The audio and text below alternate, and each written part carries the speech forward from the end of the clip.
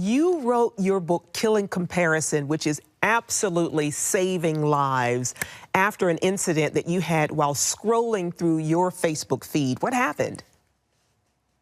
Well, so 2020, of course, was a really disruptive year for so many of us. And as a speaker, I had a full calendar of speaking engagements, but they all got canceled because of the pandemic. And I was scrolling through, it was actually Instagram one morning, and a friend of mine made a post that she was going to be speaking at this huge virtual women's conference. And she was sharing how tens of thousands of women were expected. And I scrolled down a little more, and another friend had made a similar post that she would be speaking at this conference.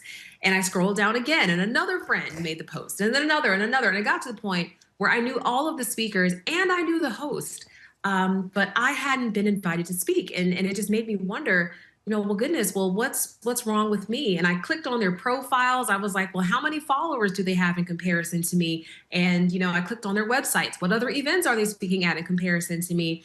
And I started to do all of this comparison calculus and ask myself, why her, not me? Why was I overlooked? Why wasn't I good enough?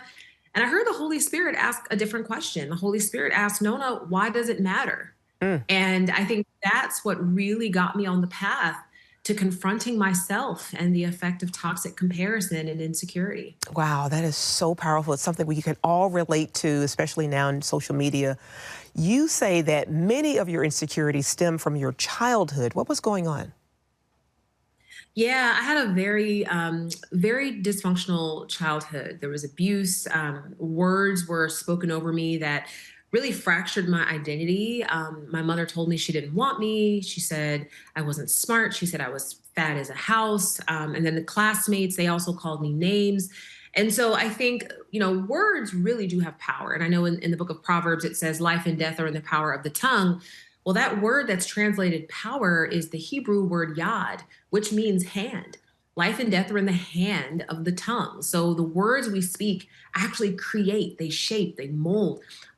They can build up or they can destroy. And so the words that were spoken over me as a child definitely made me question my worth and my value. And that created the foundation for insecurity. Wow.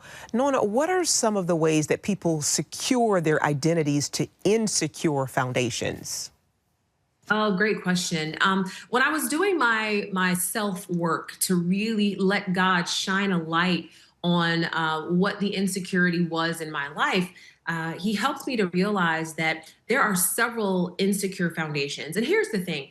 Insecurity is often thought to be a derivative of low self esteem. And because of that, we do things like memorize affirmations and scriptures about being fearfully and wonderfully made. But insecurity is not about low self esteem. It's about what your identity is secured to. And so some insecure foundations can be things like academic credentials. If we secure our identity, for example, to getting the MBA or getting the PhD, well, not all degrees are created equally. Some institutions are considered more prestigious than others. And so you'll have some people think, wow, that degree is awesome, where others are like, not really impressed. There's other insecure foundations like marital status. Some people, if they're single, they feel like they're not good enough until they're married. Some people who are married, they don't think they're good enough because they're comparing their marriage to somebody else. And so those things they're unstable. They're subject to the approval and opinions of other people. And that's what makes it an insecure foundation.